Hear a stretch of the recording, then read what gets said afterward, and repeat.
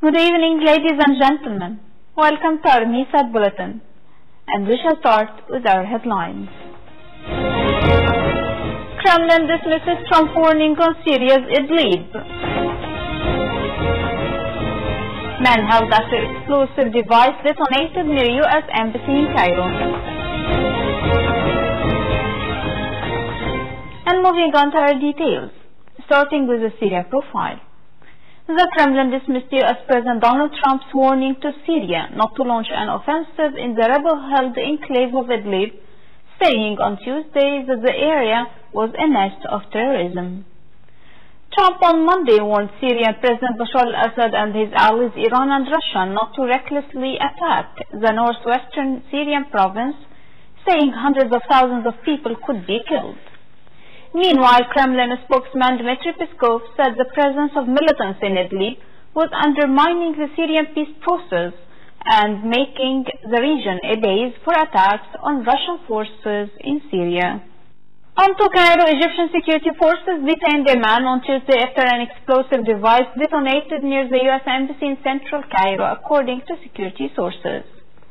The sources said no casualties were reported. Moreover, witnesses said they heard a blast and then saw a man with a backpack that had caught on fire close to the Semiramis Hotel across the road from the embassy premises. They added that the man was then thrown to the ground by security forces as the fire was extinguished. From another perspective, the U.S. Embassy in Cairo said that it was aware of a reported incident and asked people to avoid the area.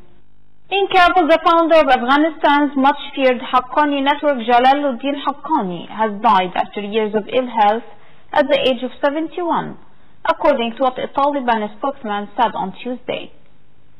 The spokesman said Haqqani died on Monday inside Afghanistan after being paralyzed for the past 10 years. It's worth mentioning that Haqqani, born in 1947, was a close friend of Osama bin Laden, who often took refuge in his camps outside Khost. Haqqani was among the Afghan Mujahideen the United States backed in the 1980s to fight the former Soviet Union's invading army, sent to Afghanistan in 1979 to prop up the pro-Moscow government. On the other side of the world, French President Emmanuel Macron has picked two figures to plug holes in his government left by the unexpected departures of the ministers for the environment and for sports. The presidential Élysée Palace on Tuesday announced François de Rugy, President of the National Assembly, takes over as the Ecology Ministry. He replaces Nicolas Hulot, who quit last week, lamenting that not enough is being done against environmental destruction. The new sports minister, Roxana Marikino, was a backstroke world champion in 1998 and an Olympic silver medalist in 2000. She replaces Laura Flexel, who cited personal reasons for her unexpected resignation on Tuesday.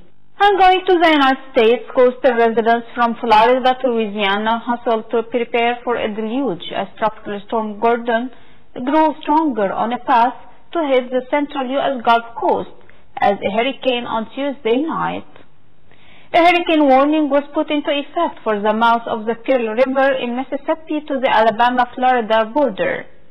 The National Hurricane Center is predicting a life-threatening storm surge along parts of the central Gulf Coast, and as much as 8 inches of rain could fall in some parts of the Gulf states through late Thursday as the tropical weather moves over the lower Mississippi Valley. On another side, a powerful typhoon slammed into western Japan on Tuesday, causing heavy rain to flood the region's main offshore international airport and strong winds to blow a tanker into a bridge, disrupting land and air travel. Jebi, which left at least 2 people dead, was the strongest typhoon to make landfall in Japan since 1993. The storm was heading north across a swathe of Japan's main island of Honshu toward the Sea of Japan.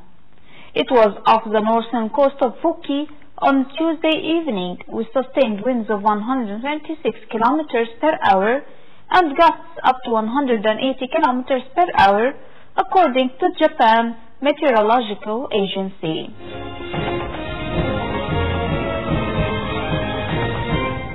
And finally, our economic news. Global shares mostly fell on Tuesday as trade concerns and reports that manufacturing was slowing in China and the Eurozone weighed on sentiment. In Europe, France CAC 40 dropped 1.7% to 5,324, and Germany's DAX shed 1.4% to 12,173. The FTSE 100 index of leading British shares was down 0.6% at 7,459.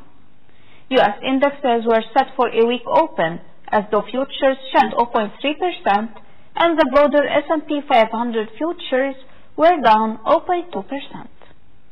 Meanwhile, in Asia, Japan's benchmark Nikkei 225 lost 0.1% to 22,696.90, while the Shanghai Composite Index jumped 1.1% to 2,750.58.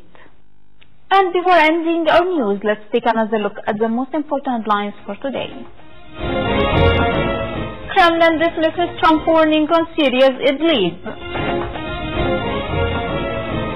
Man held after explosive device detonated near U.S. Embassy in Cairo. And we reach the end of our MISAD bulletin for today. Thank you for joining us and see you tomorrow in a new bulletin.